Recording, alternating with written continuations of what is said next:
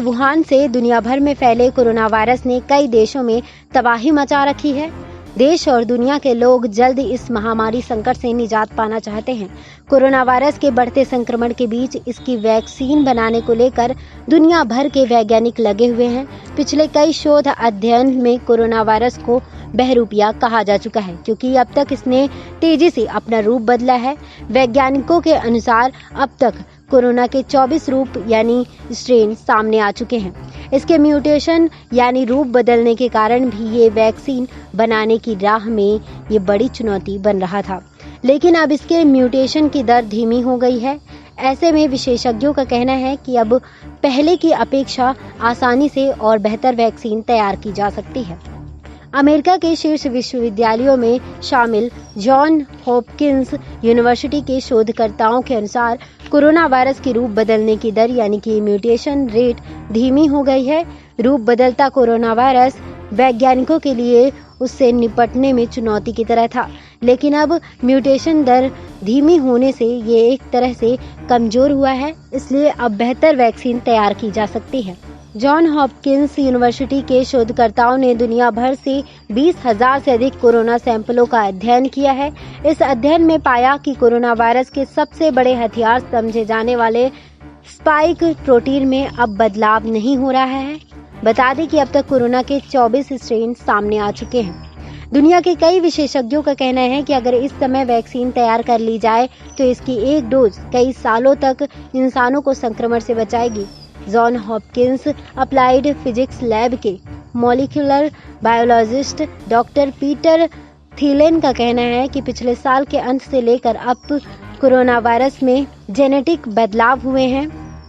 Doctor Peter Thielen का कहना है कि कोरोना वायरस अब लगभग स्टेबल यानी स्थिर है और ये समय वैक्सीन तैयार करने के लिए ये बेहतरीन समय है। इस समय कोरोना वायरस के आरएनए को बेहतर तरीके से समझा जा सकता है। डॉक्टर पीटर का कहना है कि अमेरिका में कोरोना वायरस के जिस स्ट्रेन की पहचान की गई थी वो चीन के वुहान में संक्रमण फैलाने वाले वायरस से मिलता था।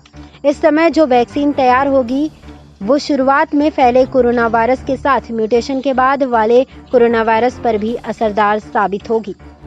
कोरोना संकट के बीच लोगों का आम जनजीवन बुरी तरह प्रभावित हुआ है। विशेषज्ञों के अनुसार कोरोना संक्रमण के कारण लंबे समय तक स्थिति सामान्य नहीं हो पाएगी। बायोमेडिकल इंजीनियरिंग विशेषज्ञ डॉक्टर विंस्टन टिम्प का कहना है कि बिना वैक्सीन के सामान्य जीवन में लौटना संभव नहीं हो पाएगा। उन्होंने कहा कि वायरस के म्यूटेशन की गति धीमी होने का मतलब है कि इस समय तैयार वैक्सीन के सफल होने की संभावना ज्यादा है। डॉक्टर विंस्टन का कहना है कि शोध में सबसे ज्यादा फोकस कोरोना के स्पाइक प्रोटीन पर किया जा रहा है।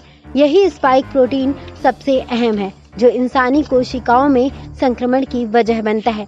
अगर वैक्सीन इसे ब्लॉक करने में कामयाब हो जाती है तो वो बहुत असरदार साबित होगी।